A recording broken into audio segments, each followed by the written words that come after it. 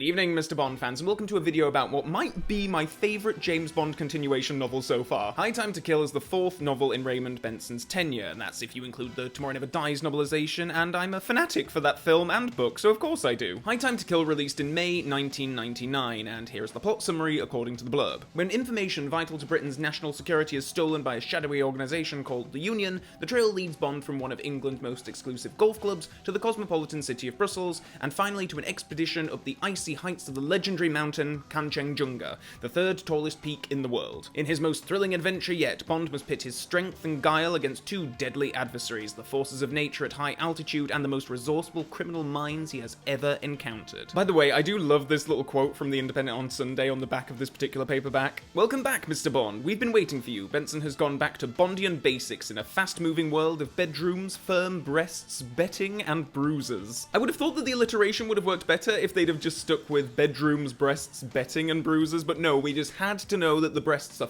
firm breasts. They're not the kind, they're not like dragging on the floor and the Bond girls are flinging them around their shoulders like scarves. I'm going to talk about the plot in a little bit more detail in a few minutes' time. I will give a spoiler warning for those of you who are planning on reading this book, because I must say that I came into this not knowing anything about it other than, okay, I guess James Bond is going to be mountain climbing in it, but there are it's a really twisty, turny, mystery, suspense story, far more so than I was expecting, and I really appreciated coming into it spoiler-free, so I will give plenty of warning when we get there, but first, some general observations. I think it's a shame that after Benson, we're not going to be getting a Bond continuation author with the longevity of his tenure, or Gardner's tenure. I guess this struck me with this particular book because, similar to Gardner, like 3 or 4 books in, you can tell that the authors are clearly, you know, there's a confidence there, there's a proven success there by the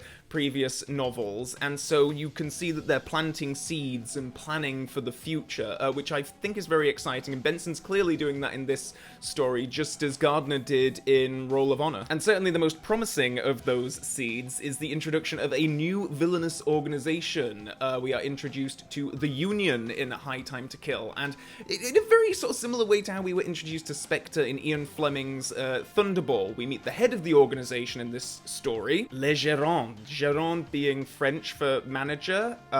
This character appears in a single chapter in this book, similar to how Blofeld's introduction in Thunderball is really minimal in that book. And the organization, the Union, are very much involved in the plot of High Time to Kill, but the story isn't specifically about Bond going after that particular group. This is not him on a mission to take down the leader of this organization, the organization as a whole. We do learn an awful lot about the Union in this story, and there's some clear setup here for future installments, but the main, you know, antagonist is not that villainous organization itself, or at least I didn't feel so. I'll get into it. High Time to Kill is also one of the more unconventional Bond plots that I've read so far. When I was reading The Facts of Death previously, I commented in that video that I felt like it was like I was reading a novelization of a Bond film that didn't exist. It was really easy to see how that story could have translated to a big screen cinematic Bond adventure, especially when it was written in the 90s. High Time to Kill has a very different construction though. It still feels very Bondian, don't get me wrong, and Benson's attention to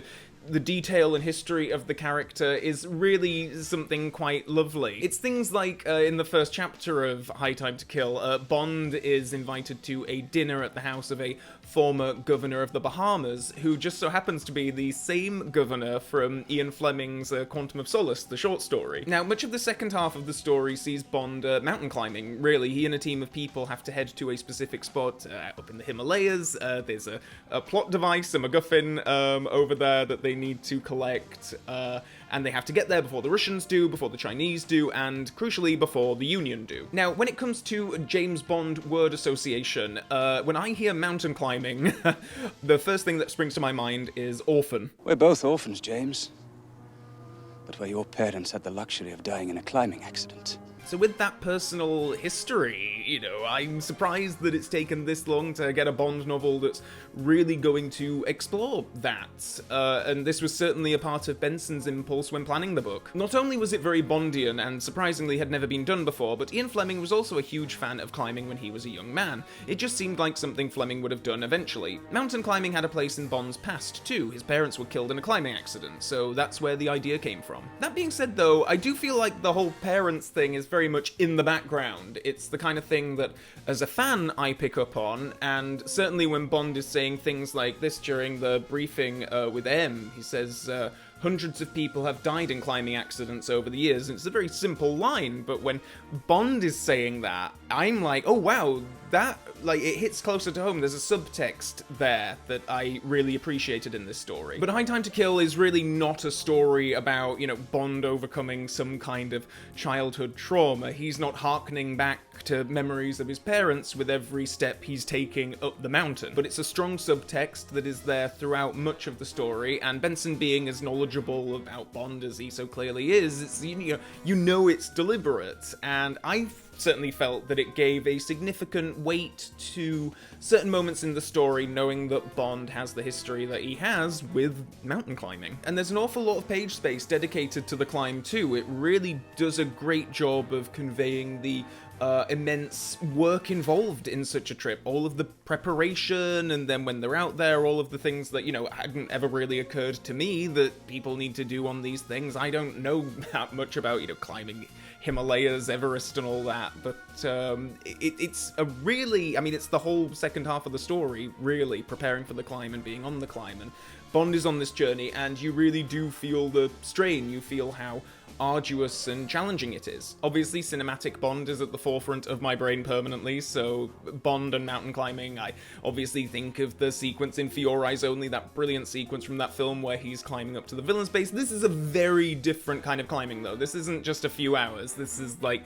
days that it's gonna take Bond to get to the place that he needs to be. So Bond is part of quite a big team, actually, that's going up the mountain. There's an awful lot of mystery and potential double crossings going on, which I really got into. Bond knows, or at least highly suspects, who the Union operative that's infiltrated the group is. But there's information that we as readers are privy to that Bond isn't, so we know, or at least have a good idea of who is and not to be trusted, you know, a little bit more than Bond. We know a little bit more than he does at certain points in this story, and yet there's still mystery to it. It's very suspenseful, actually. In fact, yeah, just in terms of the whole suspense, mystery, the plot, I felt that the whole thing was really well constructed in terms of just how much information is drip-fed to you as a reader. You're not just waiting for the inevitable reveal like I felt like I was in so many John Gardner stories. I was continually surprised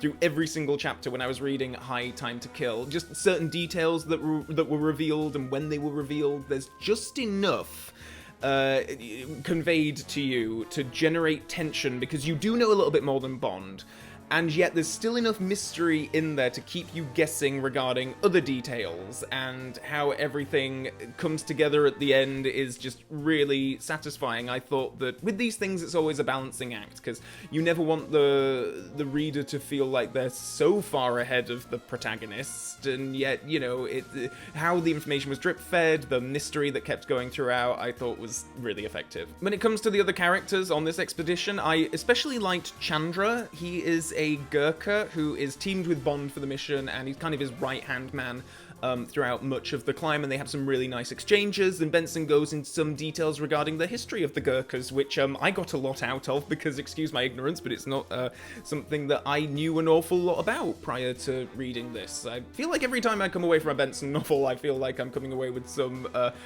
extra knowledge, as well as just, you know, the stories being fun to read, which is always quite satisfying. Just one final observation before I get into some spoilers. These Benson stories, like, they are real page turners, and with this one in particular, I was reading it when I was going through a very busy period in life, and, you know, some stressful experiences and what have you, and I really appreciated having a book that I could just open, whether I'm on the tube or just before bed or what have you, and just completely just escapism, just fantasy, fun. I was really engaged with it, and I don't find that very easy a lot of the time. Oftentimes I can feel myself, even though I'm reading something, my mind is still like thinking about, you know, whatever I'm stressed about. And when I was reading this book, it was really quite transportive in that way. I really got an awful lot out of it, and it it was very valuable to me during a particularly stressful time in life, so I think I'll always be grateful to it for that. Okay, I'm about to get into some spoilers here, so if you plan on reading High Time to Kill anytime soon, I recommend pausing this video, reading the book, and then coming back to finish it. I'm not going to reveal everything about the story, but there are some elements that I can't really talk about without getting into spoiler territory, so go read the book and then come back. Okay, so I really want to talk about, well, I think he's the main villain of the story, a character from Bond's past, and probably one of my favourite Bond continuation novel villains of them all. He might actually be my favourite. Man from Bond's past, Roland Marquis. Group Captain Roland Marquis was blonde, broad-shouldered and very handsome. A neatly trimmed blonde mustache covered his upper lip. His eyes were cold blue. He had the kind of weather-beaten face that suggested years of outdoor activity and the square jaw of a matinee idol. He was the same age as Bond and just as fit. He approached their table and held out his hand. Marquis squeezed Bond's hand roughly, reminding 007 of their lifelong rivalry. Bond developed a rivalry with this guy after spending 2 years at Eton together, and he's very much a dark side of Bond character. He's just as handsome and capable, successful in his field as Bond, but he's a showboater and pompous, and I just loved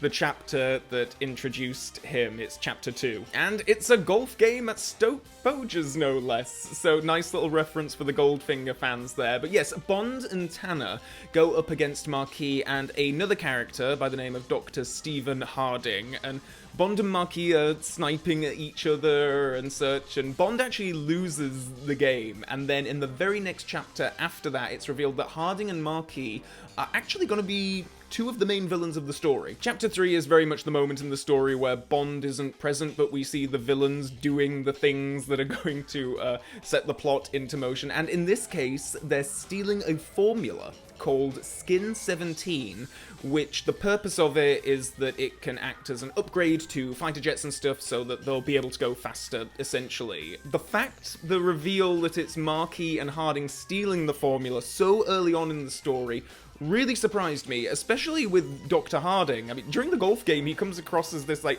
really kind of milquetoast kind of guy, and not someone that you'd immediately expect to be in league with a villainous organization. Again, I feel like Benson plays really nicely with expectations, because from that golf game, I'm like, well, Marquis is probably gonna be, you know, involved. He's gonna be an antagonist in some way, I guess. And then in the next chapter, Stephen Harding is there, and I'm like, alright, Marquis used Harding to get into the thing, and he's gonna kill him and take the formula. And then they end up being in league with each other. And I was like, oh, that's kind of interesting. The Skin 17 formula is very much the plot device, the MacGuffin, if you will. It drives everyone, all the characters are after it, and M is adamant that Britain are the ones to take rightful credit for it, rather than it falling into the hands of a foreign nation. And I loved how many factions are involved in this story. You know, there's countries involved, there's the villainous organization, and then rogue elements too. Like, Marquis is very much in it for his own personal gain. So his alliances can be short-lived, he can flip-flop, you know, depending on which way the wind is blowing, and I really enjoyed the power plays that were going on in the story. Another move of quite brilliant plotting, I think, is that the formula is on a microfilm, and that microfilm is implanted inside the body. It's in the pacemaker of a guy called Li Ming, and this is how they're going to smuggle the formula. So it becomes all about finding this Li Ming guy and then getting into him to get the formula, which I thought was just a really nice twist, rather than everyone running after a little microfilm. A good chunk of the first half of the story has Bond following leads in Belgium. He's partnered with a sexy agent there, Gina Hollander, and this is all very fun and very Bondy and great action and so on, but it's at the end of chapter 10 where things really go to the next level for me. Li Ming has been bundled onto this flight It's just a small Everest sightseeing plane, not too many people aboard, but shit hits the fan, and the plane crashes in the middle of the Himalayas, and this is how Chapter 10 ends. The impact, the freezing cold, and the lack of oxygen at such a high altitude were immediately fatal to nearly everyone aboard. 3 people, however, extraordinarily survived the ordeal, but were knocked unconscious. Their hell would begin shortly. And then immediately after that, we go back to Bond, and it is all about the climbing mission, getting the team together. Marquis is an excellent climber, so he's along for the journey, and we know he's a bad un, but Bond doesn't know just how bad he is, but Bond does know that some other enemy has infiltrated the group, and then there's also the main Bond girl of the story is introduced, a woman called Hope Kendall, who's part of the team too, and she has a bit of a history with Marquis, and I spent much of the time reading this suspecting that she would be involved with the Union in some way. It takes them a long time, it takes them a lot of pages to get to the flight wreckage, and I was so intrigued by what they'd find when they get there. We know that the 3 people survived the initial crash, but the team heading into the mountains, Bond included, aren't expecting any survivors. They're really in no rush to get there, and I did keep wondering if someone would be found alive by the time the gang got there. I just really appreciated the bit of sort of macabre suspense that generated. It would have been quite different if, it just said, oh, the plane crashed and everyone died. The fact that there are still some survivors there, and even though it's highly unlikely that they're going to be there by the time the group get there, but the group don't know that they're alive, it gave it a little bit of, extra tension, I suppose. A key subplot in the story revolves around Bond's relationship with his MI6 secretary, a woman named Helena Marksbury. Bond has a bit of a casual kind of on-off romance with her, and they're having some difficulties in their relationship as a result right now, but we discover that she is actually tied into the Union, and I assume that that's going to play out in future stories in a bigger way. As I say, the Union are a big presence in the story, don't get me wrong, but the central conflict is all on Bond and Marquis is a free agent. He's going to do whatever will benefit him the most, but given how the book ends, Bond certainly has a more personal reason to go after the Union in the next stories. So as an introduction to this new villainous organization, I felt that High Time to Kill worked really well. It was all really effective, but at the same time, I found the central conflict between Bond and Marquis, a figure from his past, the bitter rivalry they have, the history that they have. I thought that was really super effective. I really enjoyed that conflict, and as I say, Marquis is one of my favorite, he's probably just one of my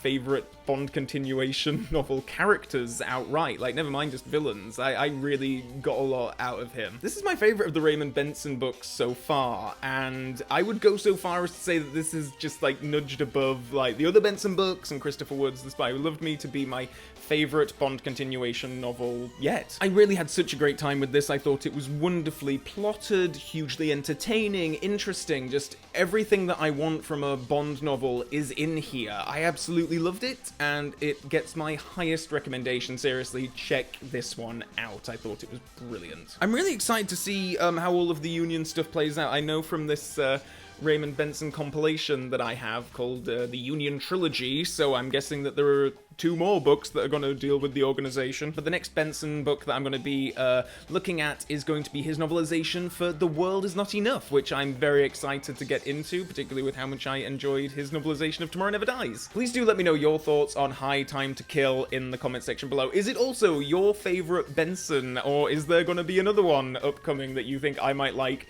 even more? Please do let me know in the comment section below. There's also the subscribe button and the Mrs. Bell notification button, so please do hit those to stay up to date on future video uploads, and until next time, Bond fans, so long for now.